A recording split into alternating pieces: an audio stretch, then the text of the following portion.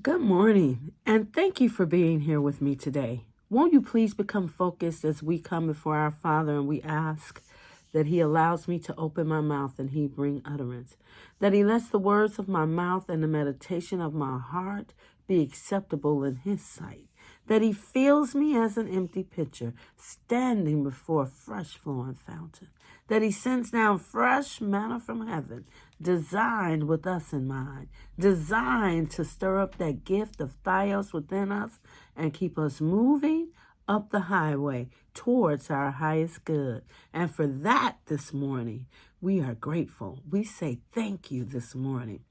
Today is the third Sunday of December. The apostle is Judas.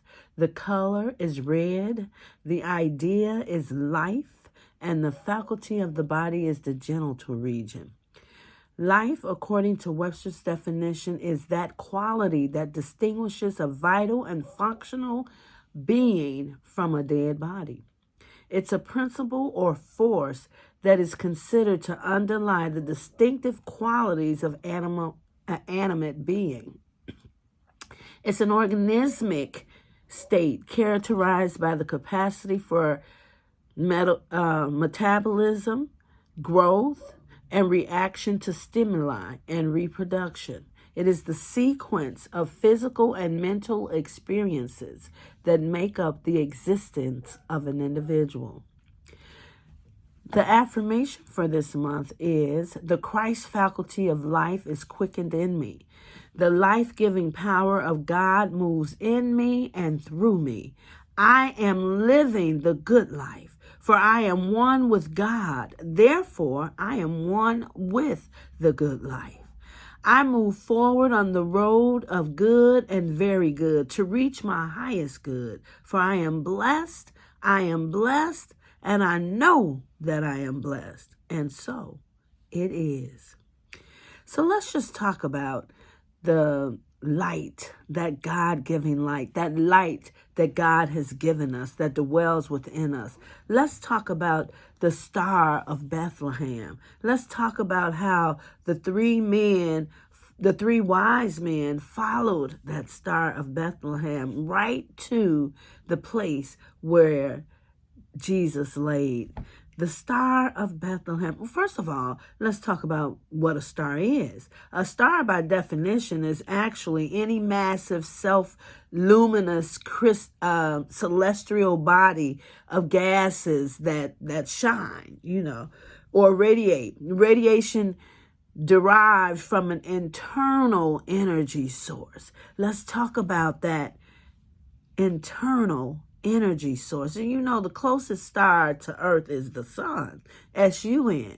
Today we're going to talk about the sun, S-O-N, who told us that He was the light of the world. You've heard that saying, Jesus is the light of the world. Where in John, the 8th chapter and the 12th verse, He says, when Jesus spoke again to the people, He said, I am the light of the world. Whoever follows me will never walk in darkness, but will have the light of life. The light of life. What is that? That's your Theos. That's that inner light that shines within you. That is your internal source of energy that comes directly from God. That internal source. And when you are connected to your Theos and you're nurturing that relationship between you and God, that essence of Him that dwells within you, you have that light. You have the light of life.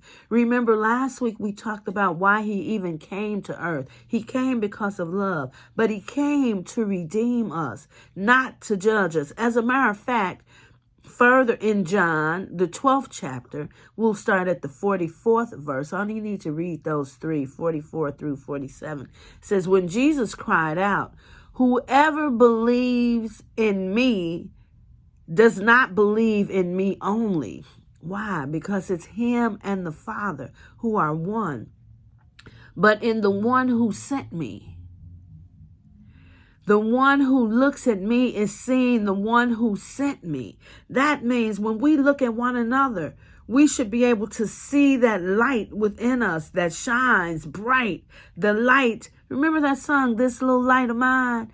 I'm going to let it shine. That light of God that dwells within you. We should be able to look at one another and see the God spirit in them rather than just their physical appearance. And when you connect to that God spirit, you become one on one accord. And that's why when you're in an argument or an altercation, if you meditate on that God spirit within that individual, you can calm that raging sea. Let me finish here, though. He says, the one who looks at me is seeing the one who sent me. I have come into the world as a light, so no one who believes in me should stay in darkness. You don't have to stay in darkness, saints. There are many things. As a matter of fact, they say that this season is one of the most, while it's the most joyous season, for many it's also the most depressing season. But you don't have to be depressed. You don't have to stay in darkness.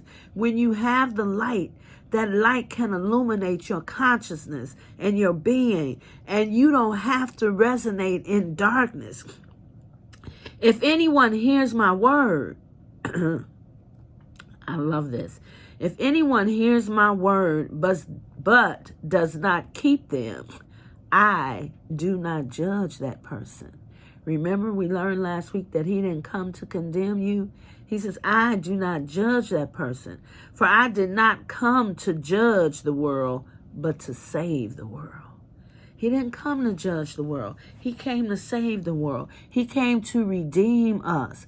He came to lift us out of darkness and remind us that we have that internal light. We have a source of internal energy that comes directly from God. It's that breath. It's his spirit that he blew into us when we became living souls. It's that light. It's that energy that we have to continuously remind ourselves to not only get reconnected to, but to remain connected to and to nurture that relationship so that we don't walk in darkness. We don't have to walk in darkness. We have to hear the word and trust the word, follow the word, and we will walk in light.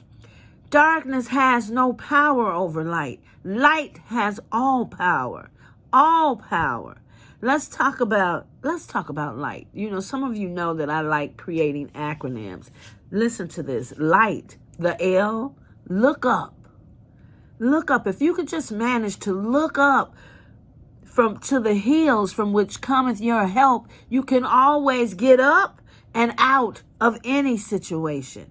The I, if you stay in tune with your thios, that essence of God that dwells within you, you then can be guided by him. If you just look up, you stay in tune with your thios, you can hear him speaking to you. As a matter of fact, that's the H. Hear his word and be guided by his word. But you have to trust his word. You have to trust him and trust his word. You have to be able to move forward in trust. You have to be able to move out. You know what trust is really? Your faith, right? And with faith, they tell us all things are possible. But you have to look up. You got to raise your consciousness to another level where you can see yourself being clear of these physical limitations on earth, where you can see yourself out of that situation, where you can see yourself to your next destination. And then you got to hear God guide you on how to get there. When you put God first, he will direct your path. He will guide you to your next destination. And I guarantee you, it'll be light. It will not be in the darkness. It will be in the light because Jesus is the light of the world. And it's that part of God that sent him in love to redeem us, to guide us, to lead us, to show us. It's that part of him that dwells within us. So when we are connected to our thios, when we are looking up, we're lifting our consciousness. We then can hear his word and be guided by his word. But you have to trust his word. You also have to know his word. So I want to encourage you today to let your light shine and look for the light in others. Walk in the light. It's a beautiful light. Come where the dewdrops of sunshine shines bright. Walk in the light. You know, my prayer for you as always is that you remain Christ-centered and you continue to be blessed. We will be back in church in person on the first Sunday of January 2023. We will be worshiping at a new address, 2009 West Schiller. I am contemplating having a Blessed Prophecy prayer service on the third Friday night as we reinitiate our third Friday nights for that. If you are interested, please reach out so I can know how to plan. Until then, be blessed.